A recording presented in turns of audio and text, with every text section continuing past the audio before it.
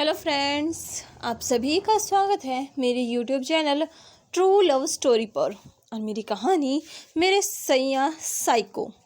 तो चलिए इस कहानी के इस नेक्स्ट पार्ट को शुरू करते हैं। जैसा कि हमने इसके पिछले पार्ट में देखा था, यानली वांगजी को कन्विंस कर रही थी कि वो वापस अपने स्कूल को ज्वाइन कर ले, क्योंकि वांग जी ने अपना स्कूलिंग कंप्लीट नहीं की थी। इसलिए यानली उसे फोर्स तो नहीं, लेकिन हाँ थोड़ा समझाती है। वांग जी भी इस चीज़ के लिए एग्री हो जाता है, क्योंकि वो अपनी शीजे को दुखी नहीं करना चाहता था, उन्हें परेशान नहीं करना चाहता था। इसलिए वांग जी ना चाहते हुए भी इस बात के लिए मान जाता है।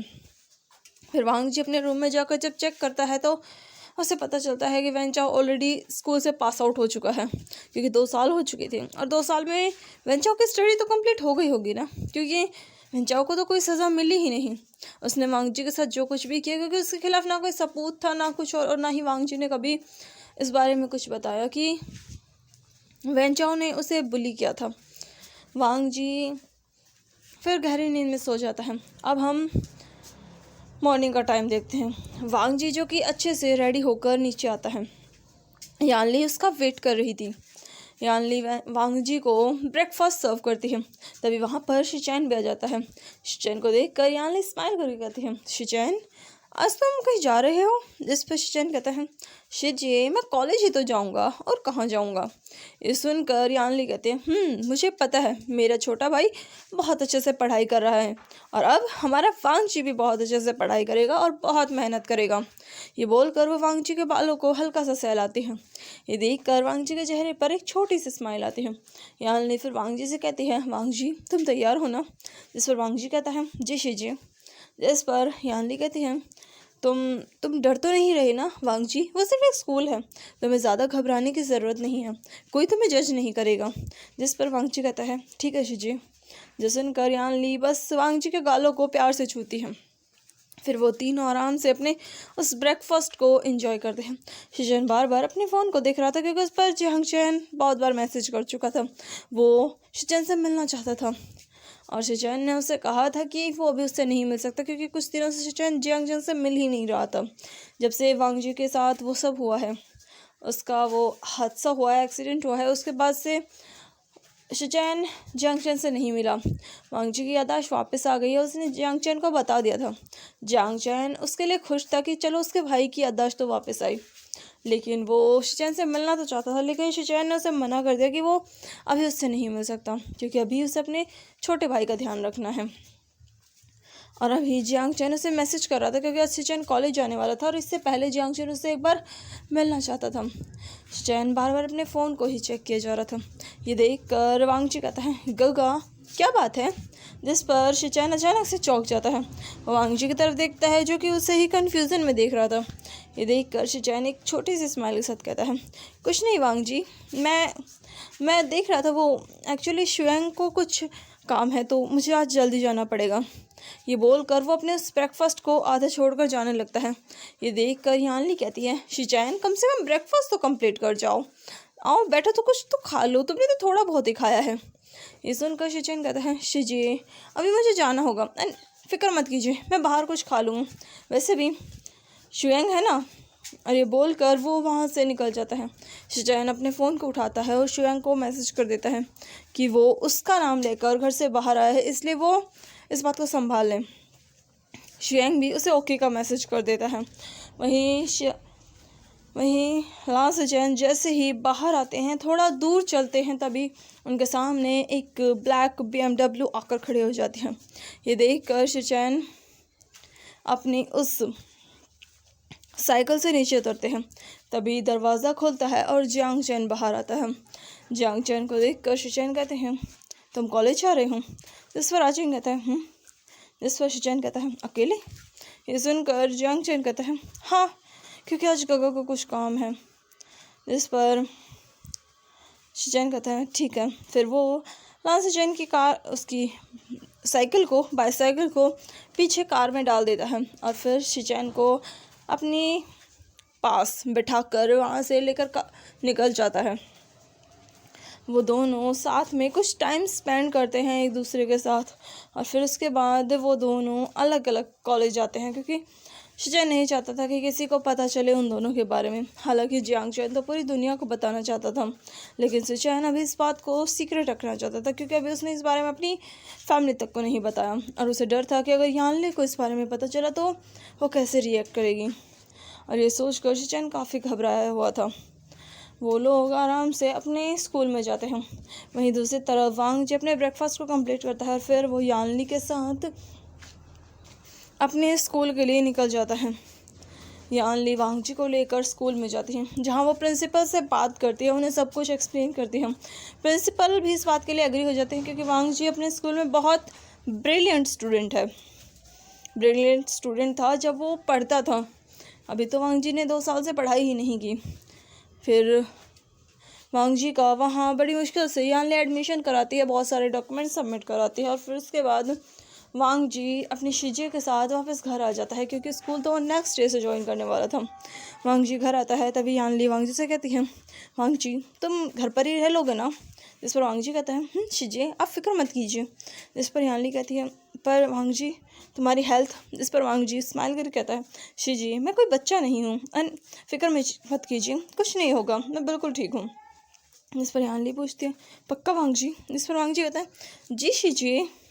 और ये सुनकर यानली बस स्माइल करती है, वांग जी के बालों को हल्का सा रफल करती है और वो खुद भी अपने काम के लिए निकल जाती है, क्योंकि यानली एक टीचर थी और उसने हाफ डे की लीव ली थी और अभी उसे अपने कॉलेज में जाना था ताकि वो आराम से वहाँ पर पढ़ा सके। वांग जी यानली को जाते हुए देखता है और फिर वो अपने घर पर आ जाता है। वांग जी जो कि जैसे ही अपने घर का दरवाज़ा लगाता है पीछे पलटता है, वांग जी की आंखें बड़ी बड़ी हो जाती हैं। वो अपने मुंह पर हाथ रख लेता है। उसकी बस चीख नहीं निकली थी, क्योंकि सोफे पर विंग बैठा हुआ था, जिसे देखकर वांग जी चिल्ला कर कहता है, हे यू, तुम यहाँ क्या कर रहे हो? इस पर विंग जो कि आराम से सोफे पर बैठा हुआ था, अपने एक पैर पर पैर रखकर और अपनी उन आंखों पर सनग्लासेस लगाकर अपनी उन नज़रों को जो कि काफ़ी गहरी थी उन सिल्वर आइज से वांग जी की तरफ देख कर कहता है, तो तुम आ गए? ये सुनकर वांग जी कहता है, क्या मतलब? और तुम यहाँ क्या कर रहे हो? कैसे आए? किसी ने देखा तो नहीं ना? बता मुझे, तुम यहाँ कर क्या रहे हो? मैंने कहा था ना मेरा पीछा मत करो। तुम जानते नहीं हो मैं कौन हूँ? मैं लान वांग जी हूँ। वांग जी, ठीक है, तो तुम जाओ यहाँ से, समझे? जिस पर विंग वांग जी की तरफ देख कर कहता है, ओह मुझे नहीं पता था कि तुम लान वांग जी हो। वैसे अब तुमने बता दिया है तो कोई बात नहीं, मैं और अच्छे से तुम्हारा ख्याल रखूँगा। ये सुनकर वांग जी कहता है, तुम्हारा मतलब क्या है और तुम यहाँ क्या कर रहे हो? इस पर विंग कहता है, कुछ नहीं, बस मेरा मन था तुम्हें देखने का तो सोचा मिलने आ जाओ, इसलिए आ गया। इस पर वांग जी कहता है, लेकिन तुम यहाँ आए क्यों हो? इस पर विंग कहता है, मैंने कहा ना मेरा मन था तुम्हें देखने का तो मैं आ गया। ये सुनकर वांग जी कहता है, व्हाट डू यू मीन मन था? ये कैसा मन है? तुम यहाँ कैसे आ सकते हो? जिस पर विंग कहता है, अपने पैरों से। जिस पर वांग जी अपने सर पर हाथ मार के कहता है, मैं क्या पूछ रहा हूँ, तुम क्या बोल रही हो? जिस पर विंग कहता है, जो तुम पूछ रहे हो मैं उसी का तो जवाब दे रहा हूँ। इस पर वांग जी चिल्ला कर कहता है, क्या चाहते हो तुम मुझसे? प्लीज़ जाओ यहाँ से, मुझे मेरी लाइफ शांति से जीने दो। क्यों मेरी लाइफ में प्रॉब्लम क्रिएट कर रहे हो? अगर मेरी शिजी को पता चला। जिस पर विंग कहता है, अगर तुम्हारी शिजी को पता चला तो वो कुछ नहीं करेंगी। जिस पर वांग जी कहता है, क्या नहीं करेंगी? ये तुम मुझे बताने वाले कोई नहीं होते और मैं लान वांग जी हूँ और तुम इस तरीके से मेरे घर पर नहीं आ सकते। तुम्हें पता है ये इनलीगल है किसी के घर पर ऐसे जाना। और तुम यहाँ करने क्या आए हो? जिस पर वांग जी कहता है, बार जिस पर विंग कहता है, बार एक ही सवाल रिपीट कर रहे हो, करने क्या आए हो? फाइन, मैं बता रहा हूँ, मैं यहाँ तुमसे मिलने आया हूँ, दैट्स इट। जिस पर वांग जी उसे घूरते हुए कहता है, आखिर तुम मेरे लगते कौन हो जो तुम यहाँ घूमने आए हो, मुझसे मिलने आए हो? मैं तुम्हें नहीं जानता, क्या रिश्ता है हमारा? जिस पर विंग कहता है, क्या रिश्ता है हमारा? अरे बोलकर विंग उठ जाता है और वो वांग जी के करीब आ जाता है। ये देखकर वांग जी 2 कदम पीछे हटने लगता है। तभी विंग और 2 कदम वांग जी की तरफ बढ़ाने लगता है। वांग जी 1 कदम पीछे लेता है, विंग 1 कदम आगे लेता है और ऐसे ही करते करते दोनों सीधा एक दीवार से टकराते हैं। वांग जी की पीठ दीवार से टकराती है और विंग जो कि उसके काफ़ी करीब आ चुका था, देखकर वांग जी गल्प करते हुए कहते हैं, तुम तुम इस पर विंग कहता है, मैं, बोलो। इस पर वांग जी कहता है, तुम या क्या क्या क्या क्या कर रहे हो। इस पर विंग कहता है, मैं तुम्हें देखने आया था स्वीट हार्ट। ये सुनकर वांग जी कहता है, तुम यहाँ से जाओ। जिस पर विंग कहता है, चला जाऊँगा, इतनी जल्दी भी क्या है। इस पर वांग जी कहता है, तुम मुझसे क्यों मिलने आए थे, मैं तुम्हें नहीं जानता। इस पर विंग कहता है, तो जान जाओगे। इस पर वांग जी कहता है, तुम मेरा पीछा क्यों कर रहे हो, हमारे बीच में तो कुछ भी नहीं है, ना हम रिलेटिव है, ना फ्रेंड्स है, ना कुछ और फिर तुम मेरा पीछा क्यों कर रहे हो। प्लीज़ जाओ यहाँ से। तो देखो ये ठीक नहीं है, मैं पुलिस को फ़ोन कर दूँगा। ये सुनकर विंग के चेहरे पर एक स्मोक आ जाता है। वो अपने एक हाथ को उस दीवार पर रखता है और थोड़ा और वांग जी के करीब चला जाता है। वांग जी डर से अपनी आंखें बंद कर लेता है। विंग की वो गर्म सांसें, वो अल्फ़ा फेरोमोन्स जो कि वांग जी को काफ़ी ज़्यादा अट्रैक्टिव लग रहे थे। वांग जी को जो कि फेरोमोन से जो घिन आ रही थी, विंग के फेरोमोन से उसे वो घिन नहीं बल्कि एक सेफ जोन महसूस हो रहा था। उसे ऐसा लग रहा था कि जैसे कि ये इंसान उसके लिए परफेक्ट है, उसे सबसे ज़्यादा सेफ फील करा सकता है। भले ही सारी दुनिया को ये डरा सकता है, लेकिन उसके लिए ये सबसे ज़्यादा सेफेस्ट प्लेस है और वांग जी यही फील ही कर रहा था। लेकिन उसकी हार्ट बीट्स जो कि काफ़ी फास्ट हो चुकी थी, या यूँ कहें वांग जी अपने कानों से अपने दिल की धड़कनें सुन पा रहा था। उसे अपनी दिल की धड़कनें सुनाई दे रही थी, महसूस हो रही थी। ऐसा लग रहा था जैसे उसका दिल बस निकल कर बाहर ही गिर जाएगा, इतनी तेज़ी से उसका दिल धड़क रहा था। वांग जी की सांसें काफ़ी गहरी हो चुकी थी और विंग वांग जी पर अपना इतना गहरा असर देखकर बहुत खुश हो रहा था। उसके अंदर जो फीलिंग्स थी वो जैसे बस बाहर आने वाली थी, लेकिन विंग अपनी फीलिंग्स को एक्सप्रेस करने में थोड़ा बेकार है, थोड़ा क्या बहुत बेकार है। उसके फेस पर तो जल्दी से एक्सप्रेशन ही नहीं आते और विंग अभी भी वांग जी को उसी एक्सप्रेशनलेस फेस के साथ देख रहा था। लेकिन अभी उसके होठों पर एक स्मोक था, एक डबल स्मोक, और वो वांग जी को देखते हुए कहता है, तुमने क्या कहा कि हमारे बीच में कोई रिश्ता नहीं है। ये सुनकर वांग जी बस अपने सर को हाँ में हिलाता है। ये देखकर विंग कहता है, अगर मैं बताऊं कि हमारे बीच में एक रिश्ता है, क्या तुम एक्सेप्ट कर पाओगी। ये सुनकर वांग जी अपनी उन आँखों को धीरे धीरे खोलता है जो कि उसने बहुत टाइटली बंद कर रखी थी, और वो ये करते हुए अपनी गर्दन को ज़ोर से ना में हिलाता है। उसकी इतनी क्यूट हरकतें देखकर विंग कहता है, पर तुम्हें तो मानना पड़ेगा ना।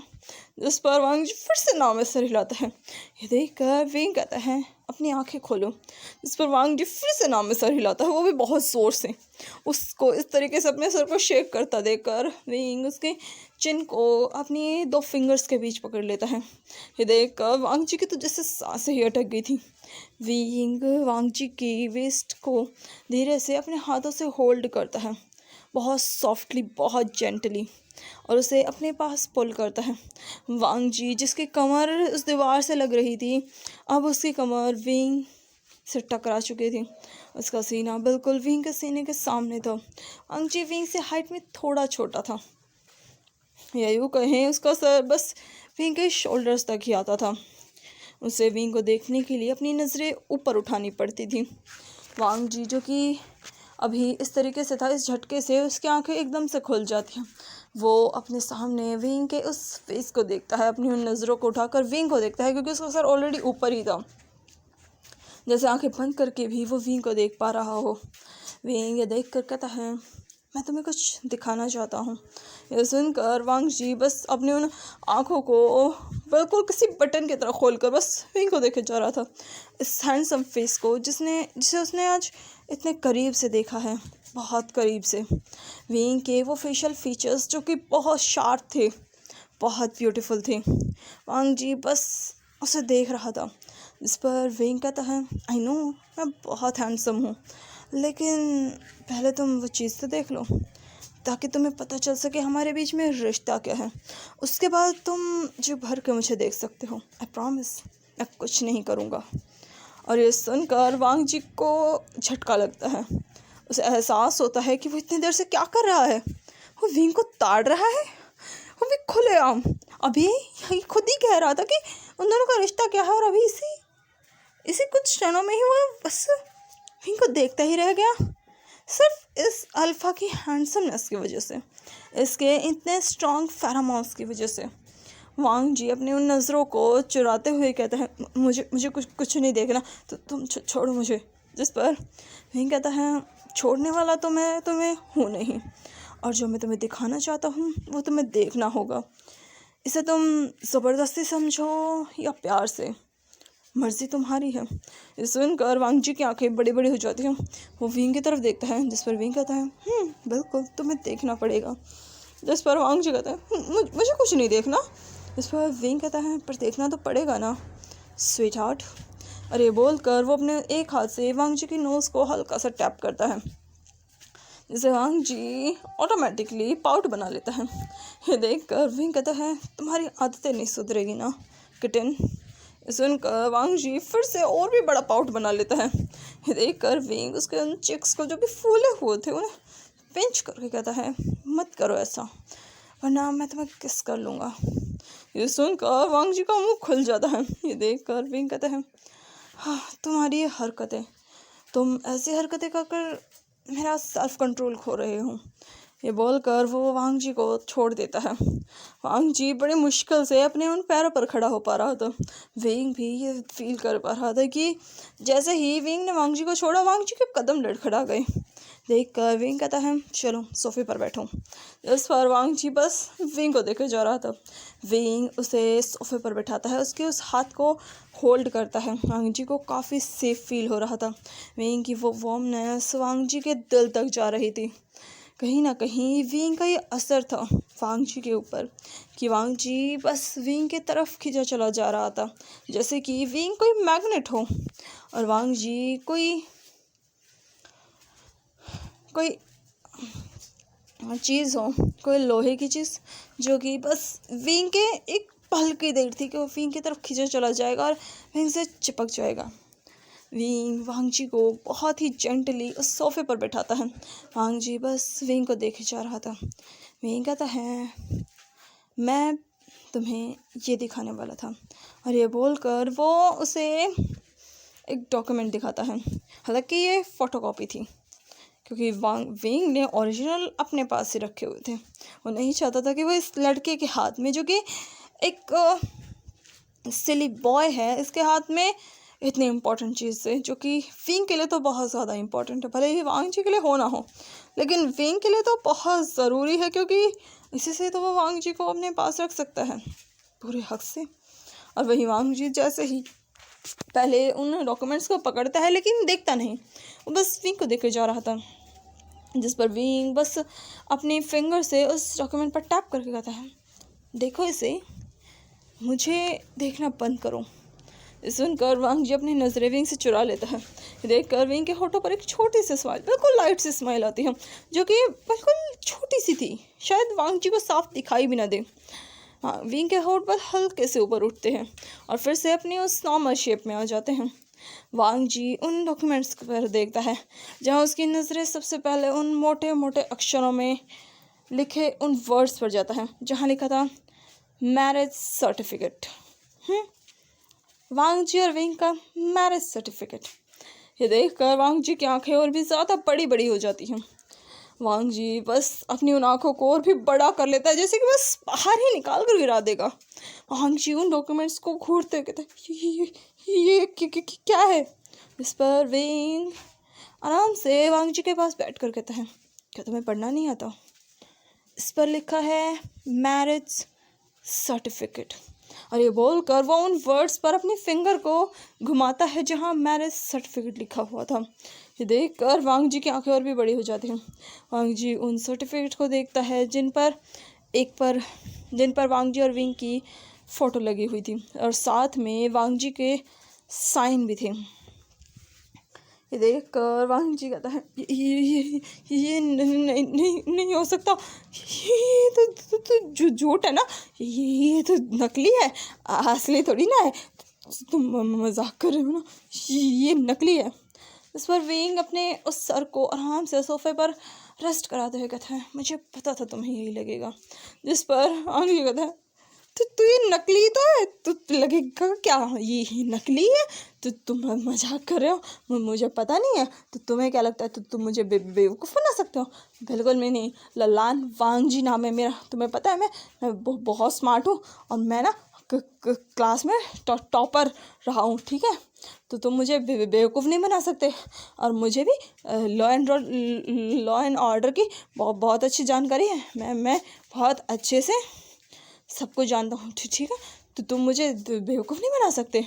इस पर वांग जी कहता है सही कहा, मैं तुम्हें बेवकूफ़ तो नहीं बना सकता। और ये बोलकर वो वांग जी की तरफ देखने लगता है। वांग जी जो कि विंग को देख रहा था, कितना रिलैक्स होकर विंग बैठा हुआ था, बिल्कुल किसी चीज़ की चिंता नहीं। उसके पैर इस तरीके से फैले हुए थे और उसने खुद को बिल्कुल सोफे पर गिरा रखा था, फेंक रखा था, और उसने मेरे सर को इतने आराम से रेस्ट करा रखा था। नहीं, वांग जी बस विंग की तरफ देख कर कहते ये झूठ है ना। जिस पर विंग के चेहरे पर अब जो स्माइल आती है वो साफ साफ विजिबल हो रही थी, जो कि बिल्कुल एक इवल स्माइल थी, जैसे कि वो बस वांग जी को कह रहा हो तो तुम्हें लगता है ये नकली है। ये देख कर वांग जी कहते हैं तो तुम वो बोलो ना ये नकली है ना, तो तुम मजाक कर रहे हो ना। जिस पर विंग कहता है मजाक तुम्हारी नज़रों में है क्योंकि ये ओरिजिनल है। जिस पर वांग जी कहता है कि ये झूठ है, तो तुमने मेरा फ़ायदा उठाया है। इस पर वांग जी कहता है, विंग कहता है फ़ायदा? जिस पर वांग जी कहता है हाँ, तो तुम एक शरीफ लड़के का फ़ायदा नहीं उठा सकते, तो तुमने धोखे से इस पर मेरे साइन करवाए हैं, तो तुमने ठीक नहीं है, मैं तुम्हारी पुलिस कंप्लेन करूँगा। इस पर विंग वांग जी से कहता है पुलिस कंप्लेन कर लो, अगर तुम चाहो तो मैं खुद तुम्हें कमिश्नर के नंबर में ला कर दूँ। ये सुनकर वांग जी कहते हैं तो तुम्हें लगता है मैं मजाक कर रहा हूँ? मैं सच में पुलिस को बुला सकता हूँ, मैं डरता नहीं हूँ किसी से। जिस पर विंग कहता है तुम्हें डरना भी नहीं चाहिए, आखिर फिर वो शान के ओमेगा हो, डर किस चीज़ का? ये सुनकर वांग जी कहता कौन विभूषण? देखो तुम ना ज़्यादा मत बनो, मैं ना तुम्हें छोड़ूंगा नहीं, जो तुम ये मुझे नकली चीज़ें दिखा रहे हो, मैं बेवकूफ़ नहीं बनने वाला। इस बार वांग कहता है हाँ स्वीट हार्ट, ये बिल्कुल ओरिजिनल डॉक्यूमेंट है और इसकी एक कॉपी अभी फ़िलहाल गवर्नमेंट के पास है, अगर तुम्हें यकीन ना हो ना तो मैं मंगवा भी सकता हूँ अपने लॉयर से कहकर। अगर तुम्हें फिर भी यकीन ना हो ना तो तुम खुद जाकर सिविल ऑफिस में चेक करवा सकते हो, हम दोनों मैरिड हैं लीगली। इस पर वांग जी कहता है लेकिन ये कैसे हो सकता है? मैं तो तुम्हें जानता भी नहीं, शादी कैसे कर लूँगा?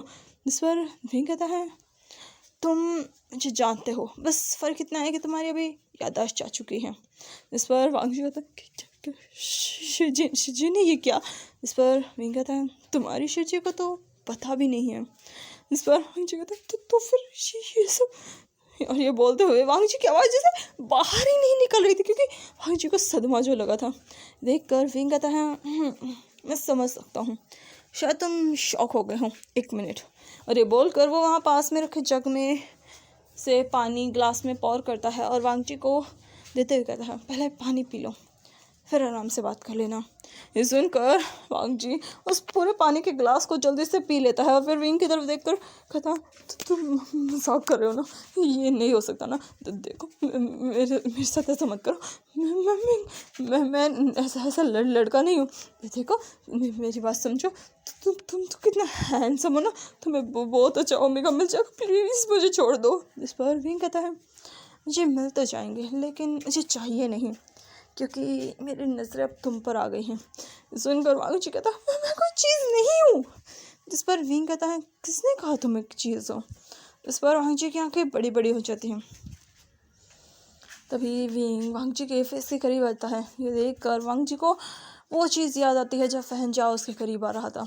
ये फील करके वांग जी जोर से विंग को खुद से पुश करता है और चिल्ला कर कहता है, दूर रहो मुझसे, मैं कोई चीज़ नहीं हूँ, मैं एक जीता जागता इंसान हूँ, समझे, और तुम मेरे साथ ये सब नहीं कर सकते। देखो तुम जाओ यहाँ से, मैं चिल्लाऊंगा, मैं बहुत तेज़ चिल्लाऊंगा, हाँ मैं बहुत तेज़ चिल्लाऊंगा, मैं सबको बुला लूँगा, जाओ यहाँ से, मुझसे दूर रहो, प्लीज़ मुझसे दूर रहो, मेरे करीब मत आओ, प्लीज़ मुझसे दूर रहो। और ये बोलकर वांग जी बहुत ज़्यादा पैनिक होने लगता है, क्योंकि उसका ट्रॉमा फिर से ट्रिगर हो रहा था। विंग ये चीज़ देखता है और थोड़ा शॉक होता है, लेकिन अगले ही पल विंग बहुत स्पीड से उड़ता है और वांग जी को सीधा अपने सीने से लगा लेता है। वांग जी जैसे ही ये विंग का एक्शन देखता है, वांग जी विंग को खुद से दूर करने की कोशिश करता है, लेकिन तभी विंग, जो कि कभी किसी से सॉफ्ट वॉइस में बात नहीं करता, उसकी वॉइस थोड़ी नर्म हो जाती है। वांग जी के सर को अपने हाथों से बहुत प्यार से सहलाते हुए अपनी उस वार्मनेस को वांग जी के साथ शेयर करते हुए विंग बड़े ही प्यार से कहता है, काम डाउन बेबी, कुछ नहीं होगा, लिटिल बॉय काम डाउन, तुम्हें डरने की ज़रूरत नहीं है, मैं हूँ ना, कुछ नहीं होगा तुम्हें, और आई प्रॉमिस मैं कुछ नहीं करूँगा जब तक तुम ना चाहो। और हाँ, हमारी शादी हुई है, लेकिन डोंट वरी, मैं कभी तुम्हें फोर्स नहीं करूँगा किसी चीज़ के लिए भी नहीं। तुम जब तक चाहो जैसे चाहे वैसे रह सकते हो। अगर तुम ना चाहो तो हम अपनी शादी के बारे में किसी को नहीं बताएंगे। बस तुम मेरे साथ रहो, इससे ज़्यादा मुझे तुमसे और कुछ नहीं चाहिए। बस तुम मेरे साथ रहो, मेरे पास रहो, अपनी हर एक चीज़ मेरे साथ शेयर करो, अपनी हर एक बातें मेरे साथ शेयर करो। बस मुझे इससे ज़्यादा तुमसे और कुछ नहीं चाहिए। तुम बस मेरे बनकर रहो। आई प्रॉमिस, मैं तुम्हें इस पूरी दुनिया से बचा कर रखूँगा, हमेशा तुम्हें सेफ रखूँगा, किसी की नज़र भी तुम पर नहीं पड़ने दूँगा। I promise. वांग जी कहता, मुझसे दूर रहो, प्लीज़ डोंट टच मी। इस पर विंग उसे और भी टाइटली हक करके कहता है, शांत हो जाओ, कुछ नहीं हुआ है, बस कुछ भी नहीं हुआ है, आंखें बंद करो, गहरी सांस लो, शांत हो जाओ। और ये बोलकर वो बहुत प्यार से वांग जी को काम डाउन करने लगता है, उसके सर को प्यार से सहलाने लगता है। इनकी वो बातें, वो वॉइस, वो सब वांग जी को जैसे एक शांति दे रही थी। वांग जी धीरे धीरे काम डाउन हो रहा था। उसके जो हार्ट बीट, जो कि बहुत ज़्यादा फास्ट हो चुकी थी हार्ट बीट, वो धीरे धीरे काम डाउन होने लगी थी। विंग वांग जी को धीरे धीरे शांत करता है। वांग जी जैसे ही शांत होता है, उसकी बॉडी ढीली पड़ जाती है। विंग समझ आता है वांग जी अनकॉन्शियस हो चुका है। ये उसका डर था। पर विंग जैसे ही अपनी उन आँखों को खोलता है जो कि इसने वांग जी को काम डाउन कराते हुए बंद कर ली थी, वो आँखें बिल्कुल डार्क हो चुकी थी। विंग वांग जी को अपनी बाहों में उठाता है, उसके उस फेस को देखता है जो बिल्कुल वाइट हो चुका था। देख कर विंग उसके फॉरहेड पर किस करके कहता है, लिटिल बॉय, तुम्हारी हालत किस वजह से हुई है, इस बारे में मैं बहुत जल्दी पता लगा लूँगा, और जिसकी वजह से हुई है, आई प्रॉमिस वो इंसान अब इस दुनिया में ज़िंदा नहीं बचेगा। मैं उसकी वो हालत करूँगा कि वो तुमसे सिर्फ माफ़ी ही नहीं, तुम्हारे आगे गिड़गिड़ाएगा भी।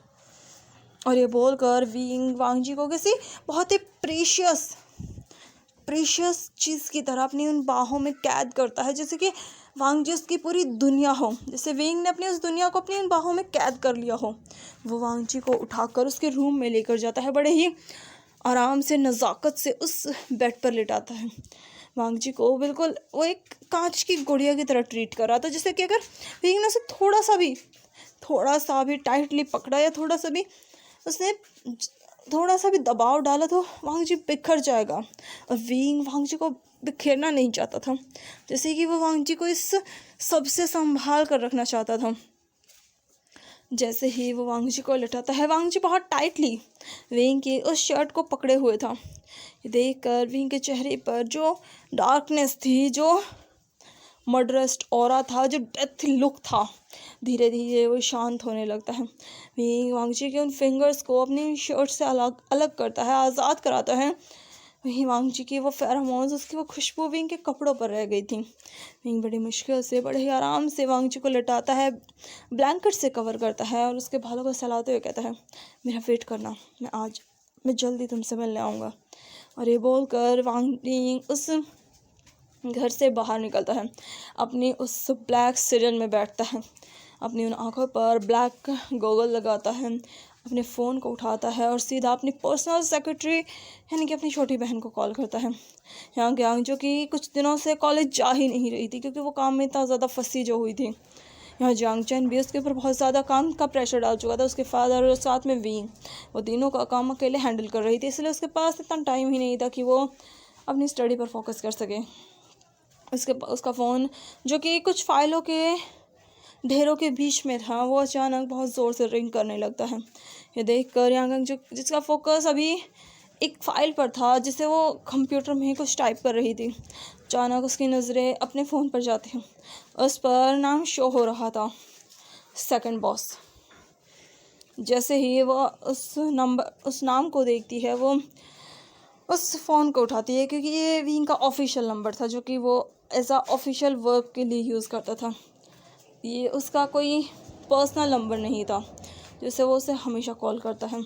यांग यांग समझ जाती है कि ज़रूर विंग को कोई काम होगा, इसलिए वो फ़ोन को उठाती है और कान पर लगा कहती है, हेलो। जिस पर विंग बिल्कुल काम लेकिन बहुत ही डेंजरस या यूँ कहें डेथ वॉइस में कहता है, पता करो लान वांगजी का साथ 2 साल पहले क्या हुआ था। ये सुनकर यांग यांग, जो कि काम कर रही थी, उसकी फिंगर्स रुक जाती हैं, उसकी आइज़ अचानक से ऊपर उठती हैं और वो तभी कुछ कहती है। उससे पहले ही विंग कहता है, जितना कहा है उतना करो, मैं तुम्हें, लेकिन तभी यांग यांग कहती है, हो जाएगा। ये सुनकर विंग चुप हो जाता है, क्योंकि यांग यांग ने उससे कोई क्वेश्चन नहीं किया, आखिर वो क्यों वांगजी के बारे में पता करना चाहता है। लेकिन विंग भी उससे ज़्यादा कुछ नहीं कहता। यांग यांग फ़ोन रख देती है और फिर वो वांगजी के बारे में इंफॉर्मेशन निकालने के लिए अपने कुछ लोगों को ऑर्डर देती है। और वहीं विंग, जो कि अपने कुछ काम के लिए गया हुआ था, काम के बाद वो सीधा कॉलेज जाता है। कॉलेज में वो अच्छे से अपनी स्टडीज़ करता है और फिर उसके बाद वो घर वापस आता है। जब तक विंग वापस आता है, यांग ने पूरी इन्फॉर्मेशन निकाल ली थी। वो विंग के सामने उन सारी डिटेल्स को रख देती है। विंग जैसे ही उन सारी डिटेल्स को देखता है, पढ़ता है, समझ जाता है, उसे वांगजी का पूरा पास्ट इन कुछ घंटों में मिल चुका था। जिन चीज़ों को वांगजी ने सबसे छुपाया था, वो अब सब कुछ विंग के सामने थी। और जैसे जैसे विंग उस फाइल को पढ़ रहा था, विंग का aura dark dark dark extremely dark हो चुका था। वहाँ खड़ा हर एक शख्स डर से काँप रहा था, क्योंकि विंग इतना ज़्यादा गुस्सा में आ चुका था। विंग का गुस्सा बहुत डेंजरस था, या यूँ कहें उसके फादर से भी कई गुना ज़्यादा विंग का गुस्सा डेंजरस था। विंग नॉर्मली शांत ही रहता था, उसकी वॉइस हमेशा शांत आती थी, क्योंकि उसे कभी चिल्लाने की ज़रूरत ही नहीं पड़ी। उसका सिर्फ चिल्लाना ही काफ़ी था लोगों को हार्ट अटैक देने के लिए। विंग, जो कि नॉर्मली उस फाइल को पढ़ रहा था, फिर उसके बाद विंग उस फाइल को बंद करता है, अपनी नज़रों को उठाता है, जो कि बिल्कुल रेड हो चुकी थी गुस्से से, इनकी आंखें बिल्कुल लाल हो चुकी थी। यांग जो कि विंग के सामने खड़ी थी, सारे सर्वेंट्स और सारे बॉडीगार्ड्स थर थर काँप रहे थे विंग का ये लुक देखकर।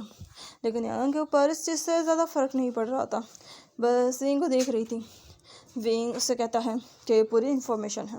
विंग की वॉइस, जो कि ट्रम्बल कर रही थी क्योंकि वो इतने ज़्यादा गुस्से में था, वो दांत पीस रहा था, देख कर यांग कहती है, पूरी इन्फॉर्मेशन है।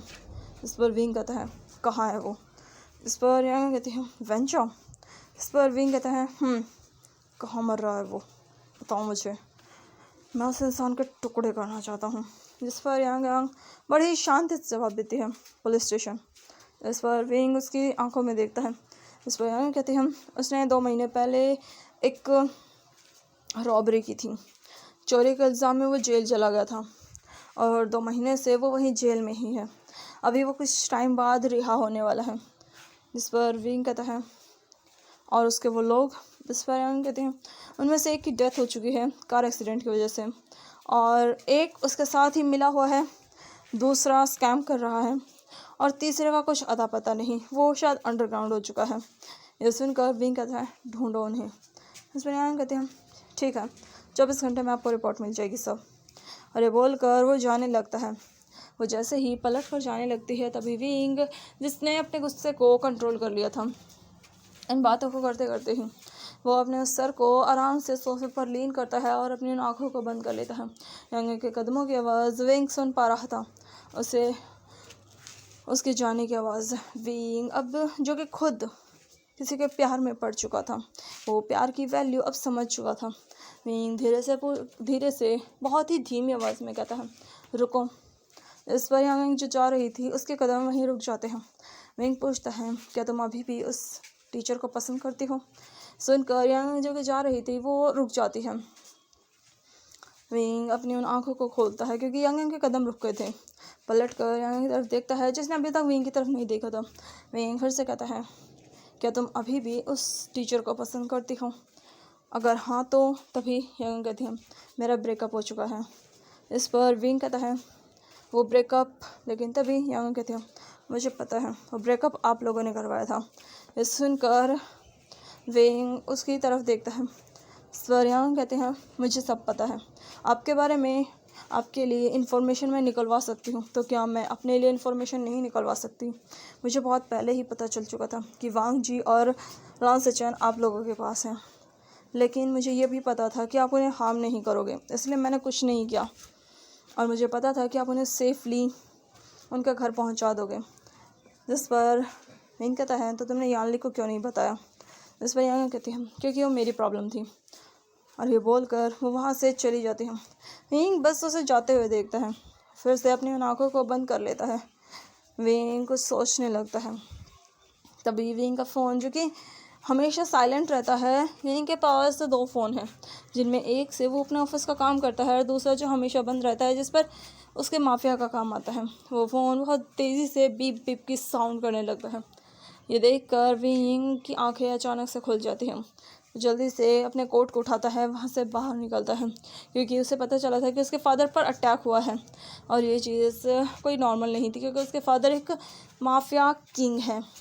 एक माफिया किंग पर अटैक होना कोई आसान या कोई नॉर्मल चीज़ नहीं है। विंग जैसे ही बाहर निकलता है वो देखता है कि यांग कार में बैठी हुई है, जैसे कि वो विंग का ही वेट कर रही हो। विंग जाकर कार में बैठ जाता है। विंग उससे पूछता है फादर? इस बार यांग कहती हैं मुझे नहीं पता, उन्हें सर्च करना पड़ेगा। इस पर विंग वहाँ से निकल जाता है। तभी उन्हें रास्ते में जांग चैन का फ़ोन आता है क्योंकि मैसेज उसके पास भी आ चुका था। और विंग जल्दी से कहता है कंपनी के शेयर गिर रहे हैं। जिस पर विंग कहता है तुम कंपनी हैंडल करो, मैं फादर को देखता हूँ। तभी यांग कहती है और मैं। जिस पर वो दोनों एक साथ कहते हैं तुम बाकी का काम देखोगी। ये सुनकर यांग बस अपने सर को शेव करती है। फिर वो तीनों अपने अपने काम में लग जाते हैं। और वहीं वांग जी जो कि जब अपने होश में आता है वो देखता है कि वो अपने रूम में अपने बेड पर लेटा हुआ है। वो देखता है उसके पास वही मैरिज सर्टिफिकेट रखा हुआ है। ये देखकर वांग जी जो कि अब काम डाउन हो चुका था, उसे विंग का हर एक बात हर एक पल याद था।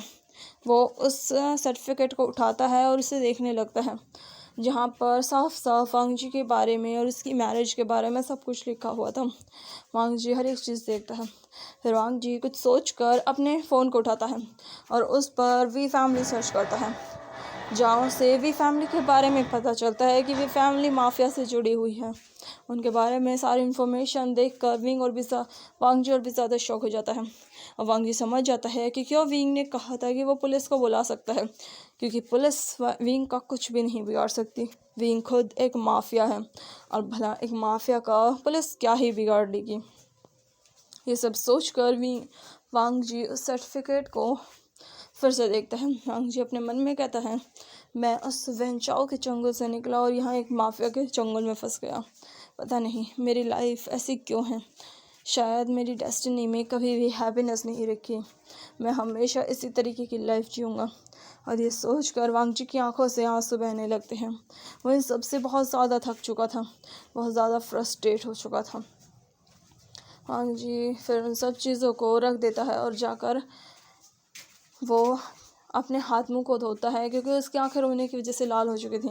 वो नीचे जाता है और सीधा किचन में जाता है, जहाँ वो अपने लिए कुछ खाने का बनाता है और फिर उसे थोड़ा बहुत खाता है।